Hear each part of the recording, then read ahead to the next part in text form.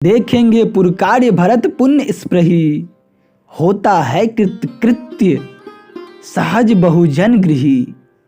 ऐसा है तो साथ चलेगा दास यह, होगा सचमुच बड़ा विनोदी वास वह। वन में वे चमत्कार है सृष्टि के, पलक खुले ही रहे देख कर सृष्टि के।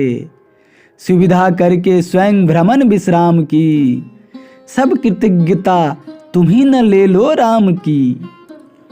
औरों को भी सखे भाग दो भाव से, कर दो केवल पार हमें कल नाव से। ध्रुव तारक था व्योम बिलोक समाज को, प्रभु ने गौरव मान दिया गुहराज को। प्रकृत वृत्त जब सुना परंतु विषाद का, मुरझा गया मन सुमन समान निषाद का।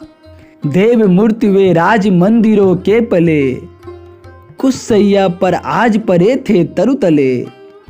हाय फूलते हुए भाग्य कैसे फले, उस भावुक के अश्रु उमर कर बह चले। घुरक रही है साई साई कर रात भी, मानो लय में लीन तरंगा घात भी। तब भी लक्ष्मण घूम रहे हैं जाग कर, निद्रा का निज तुच्छ भाग तक त्याग कर। यह किसका अभिशाप न जाने हे अरे, चलती है दुर्नीति राज सी ही अरे। खोकर ऐसे लाल लिया क्या के कही, क्या करना था तुझे किया क्या के कही।